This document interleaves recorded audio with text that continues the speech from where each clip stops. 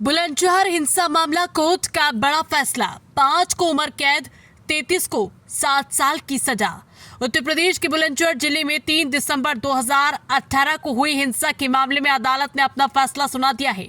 Court ने police inspector Subodh Kumar Singh की हत्या के दोषी पाए गए प्रशांत नट, डेविड, राहुल जानी चौधरी और लोकेंद्र को आजीवन कारावास यानी उम्र कैद की सजा सुनाई है।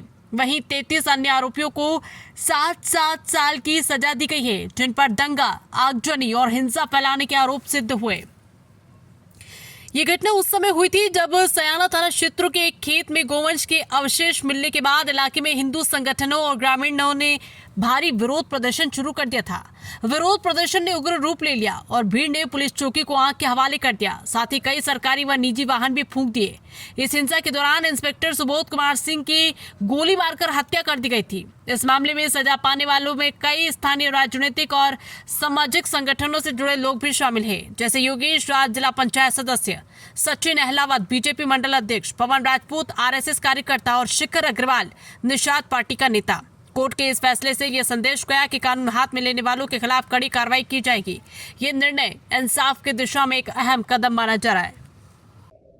आज आपकी पापा की डेथ का जो मामला, आज कोर्ट में दोषियों को सजा सुनाई गई है, कितने संतुष्ट हैं आप लोग? मतलब हम काफी संतुष्ट हैं इस चीज को लेके कि फाइनली जो प्रोसेस हम पिछले 7 साल से देख रहे थे हो रहा था हमारी आंखों के सामने। हम कोर्ट में आते थे, हम पुलिस थाने जाते थे, हम चौकियों में जाते थे, तो वो सब प्रोसेस जब आगे मैंने देखा है तो अब फाइनली मैं ये बोल सकता हूँ कि हमने एटलीस्ट उस कोशिश को आगे बढ़ा के एक सरकारी कोर्ट में ये पेश करके दिखाया है कि कौन लोग गलत थे और क्या गलत करा उन्होंने।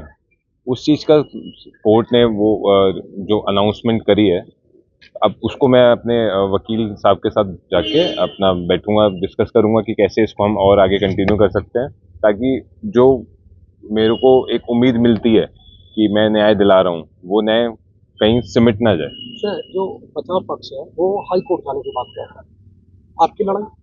हम भी जाएंगे हाई कोर्ट। तो हाँ, अब इंसाफ अगर यहाँ पे डिस्ट्रिक्ट कोर्ट में ही जज साहब ने कुछ सोच के इंसाफ दिया होगा कि कौन सही था कौन गलत था, वही चीज हम अपने जो फैक्ट्स हैं वो हम हाई कोर्ट में भी देंगे। मानते हैं कि हर अदालत में ये जो फैसला है बरकरार रहने वाला, जो आपके पिता के साथ ये न्याय है, अगर अदालत में सही गलत को परखा जाता है तो मैं तो यही देखना चाहूंगा कि कौन कितना समय लगाता है, क्योंकि जो सच्चाई है वो छुपा नहीं सकते आप। सर, क्या कोई और भी ऐसा बाकी बचा है जो आपके पिता का प्यारा?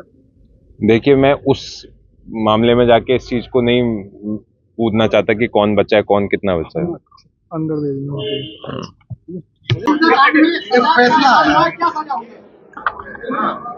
जो 5 अपराधी 302 में आरोप सिद्ध हुआ था, उन्हें आजीवन कारावास हुआ है। 5 लोगों को, प्रशांत नट, डेविड, राहुल, जॉनी और लोकेंद्र मामा, इन 5 लोगों को आजीवन कारावास और जुर्माने से दंडित किया गया है।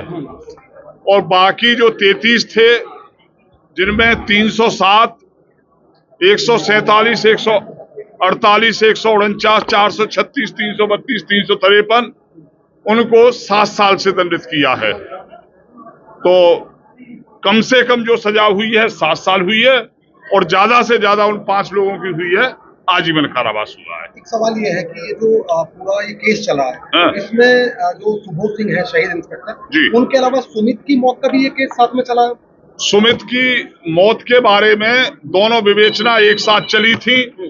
उन दोनों विवेचनाओं को एक साथ मर्ज करके, चूंकि एक ही घटना से संबंध था, इसलिए वो एक साथ हो गई और सुमित के खिलाफ न कोई आरोप पत्र आया न कोई चार्जशीट आई। आरोप पत्र जरूर आया था, हाँ, बलवे का। कोई प्रोटेस्ट हुआ हो? नहीं, कोई प्रोटेस्ट नहीं हुआ। नहीं, तो एक सवाल ये है कि आपके वकालत के तजुर्बे में क्या इस तरह से एफआईआर मर्ज हो जाती है? हो जाती है। सुप्रीम कोर्ट के आदेश है, हाई कोर्ट के आदेश हैं, बिल्कुल मर्ज हो जाती है।